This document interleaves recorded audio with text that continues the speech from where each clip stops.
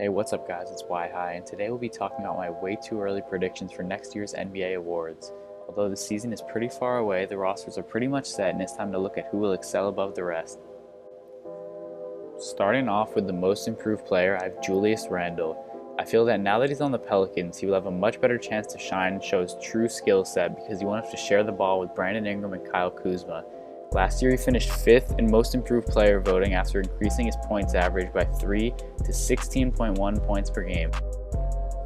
His efficiency also became notably better, shooting 55.8% from the field, which ranked 10th in the entire NBA and was a 7% leap from his efficiency 2 seasons ago. After averaging 16 and 8 last year on the Lakers, I feel that he will take his game to the next level next year because there's plenty of ball to go around in New Orleans, and he will likely be the second option on their offense and will be a great part of a big man tandem with him and Anthony Davis. The next award I'll be talking about is the Rookie of the Year. For this upcoming season, I feel like it will be the number 1 pick in the whole draft, DeAndre Ayton. With little help from the guards on his team, Ayton averaged 19.5 points and 14 rebounds per 36 minutes in the Summer League.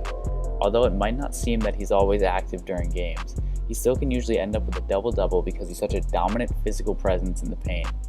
If the Phoenix Suns figure out how to use Ayton's scoring ability, he's got a great chance to lead all other rookies in rebounding and even scoring.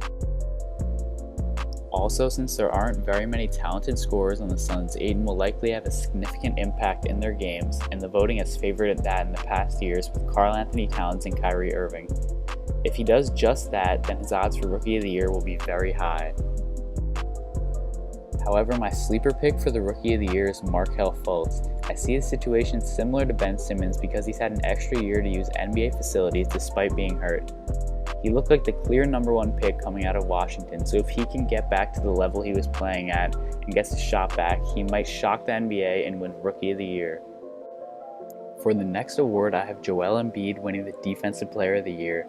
After placing 2nd in last year's voting, I feel that he will come back stronger and better in next season and win the award, assuming he is healthy.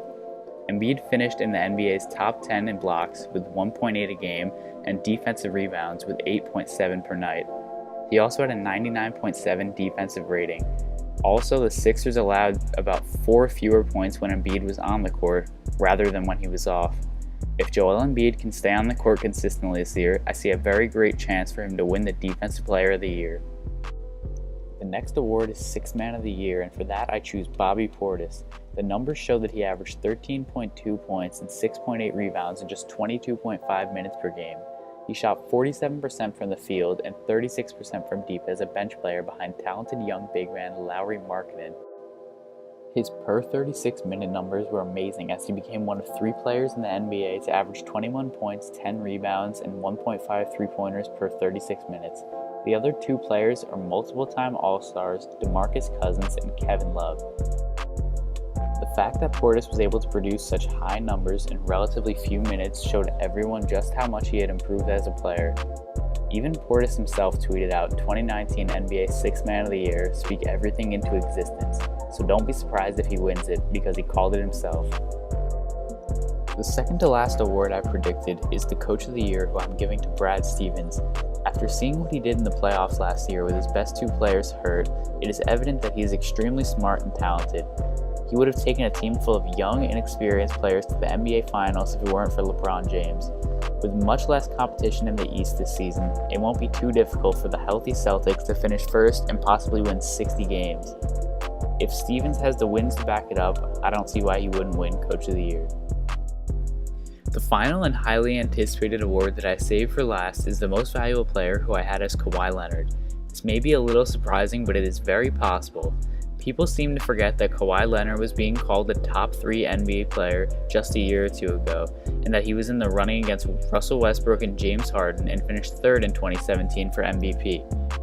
Leonard is universally regarded as one of the league's top perimeter defenders thanks to his 6'7" size, athleticism, basketball IQ, and unusually large hands.